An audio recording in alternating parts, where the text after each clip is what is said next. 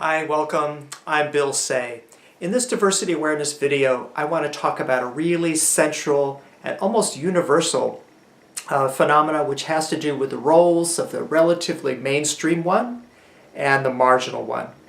I'm going to talk a little bit about the common characteristics of each, name some of the dynamics that occur, and also talk about a few of the steps that we can take to address this really vital dynamic. So let me start off by drawing it. This is a system, and the system could be you or me. You know, a person is a system. It could be any relationship. It could be a family, a team, an organization, community group, or the larger social world.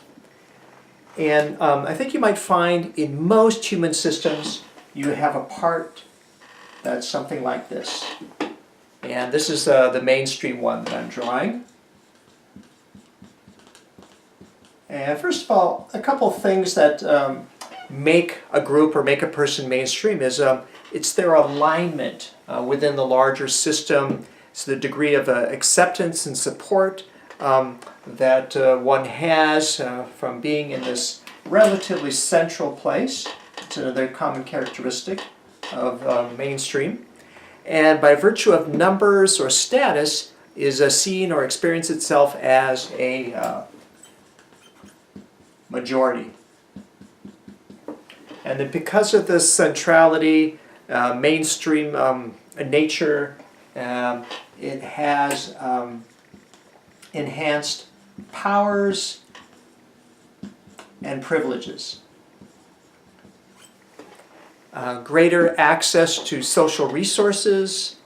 Yeah, I think so. Those are some of the main things. And there's this. This is also not uncommon, where you have people who are part of the mainstream that somehow, even with the enhanced powers and privileges and support, access to social resources, may find themselves with two problems. One is feeling somehow caught or stuck or limited because of that mainstream nature. Sometimes this alignment with larger social values or conventions can leave people feeling limited, stuck, caught. And the other common thing is if a person stays in this mainstream place for any appreciable amount of time, there's usually a lessening of awareness of the benefits there. So there's often some rank awareness issues that go along with being mainstream. In other words, you're there, you have the power, you have the privilege, relatively speaking, but you forget about it in a sense. You may see more what you don't have. It's really common. So again, within most systems you'll also find something like this. Smaller parts, so again by virtue of numbers or status, seen or experienced as a minority, and quite often, well, I'm talking about the marginal part here, experience itself or it is seen as somehow marginal within the larger system. So that means also lesser power, fewer privileges, less centrality, and then I'm starting to imply one of the really common issues here is that there's often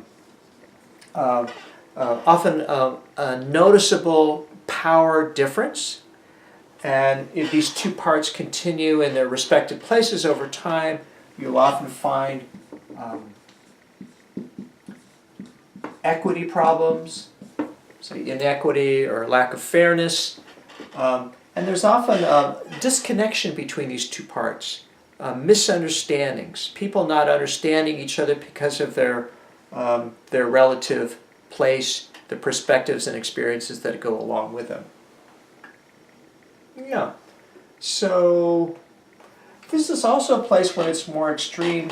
You might find commonly microaggressions and worse, along with the inequity. Sometimes this is also a place where there's mistreatment, that could go in either way, but the marginal ones will often take more of the brunt of mistreatment, getting displaced, ignored, neglected, sometimes oppressed, and sometimes even the victims of some kind of more systemic violence or marginalization.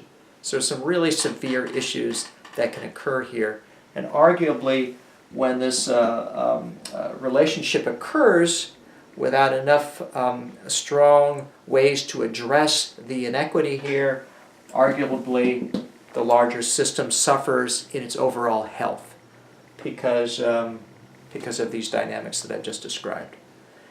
And so there's some very common reasons why people will end up in one place or the other. Sometimes it just has to do with context.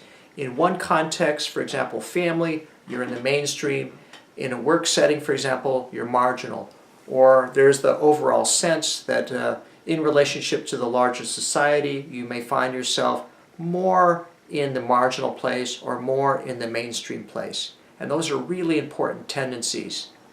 But that said, the diversity factors of gender, sexual orientation, marital status, age, generational differences, race or ethnicity, religion, socioeconomics, ability, political view, those kinds of things, depending on the context, can give some greater tendency whether you'll experience life more through the mainstream lens or through the marginal lens. And so we live in a world where these diversity factors are, I think as a world we've made some great steps, but these issues are largely unresolved. And I think there's, you'll see that if you study it, there are measurable tendencies, for example, where, let's think about women for the moment. Women are chronically mistreated in the world, deprived of rights, are paid, routinely paid less for the same amount and quality of work. These are big factors in life. So, how can we begin to address these very important dynamics? Well, here's a couple of different ideas.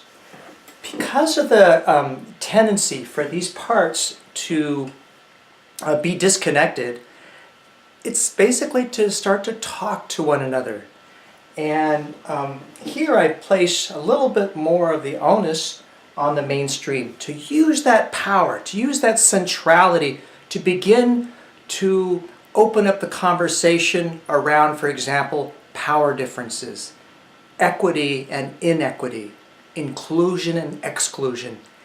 Have that, host those conversations, whether it's happening in a family, a team, organization, community group, or the larger social world. That's one. So yes, it's using the power that rests more, that structural power that rests more in the mainstream to advance the conversation and move towards equity. Second, because of chronic marginalization, a really common symptom is self-doubt, self-criticism.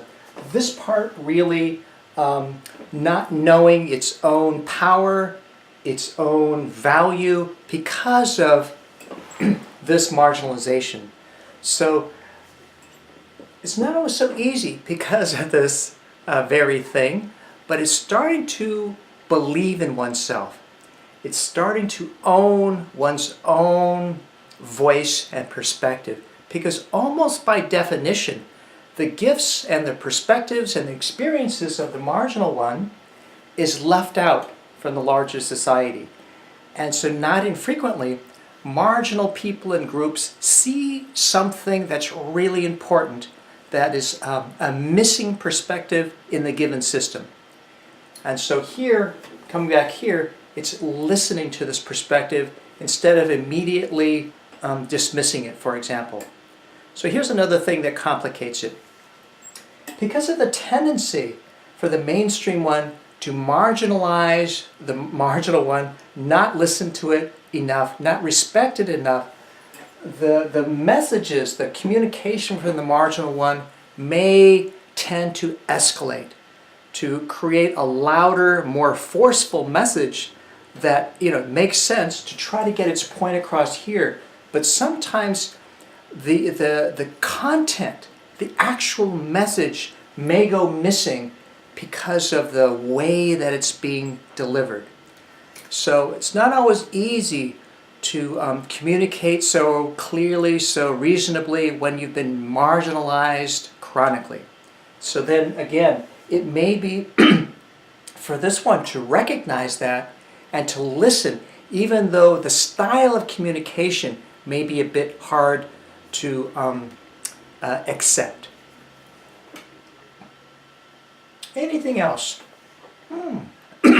There are so many different ways to address this very complex thing, but let me just reiterate, it's opening up discussion, open dialogue around these very vital issues, using the power and rank here to listen, to initiate conversation, to move towards greater equity. And on this part, it's owning the power that is here.